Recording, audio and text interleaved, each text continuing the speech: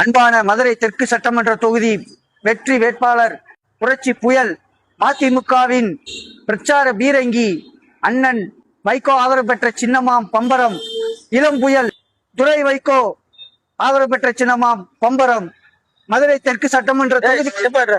பம்பரமா? மதுரை தெற்கு தொகுதியில பம்பரம் நிக்குது. இங்கி வந்துட்டியா?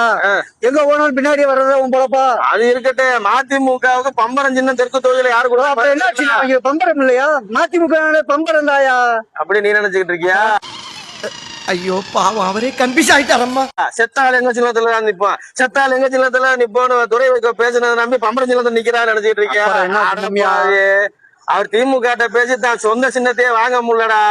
உதயசூரியன் சின்னத்துல நிப்பாட்டி இருக்காருடா. இது 5 வருஷமா கூட கூட்டணியில இருந்து சொந்த சின்னத்தை வாங்கிட்டு வந்து நிப்பாட்ட முடியாது இவங்களாடா.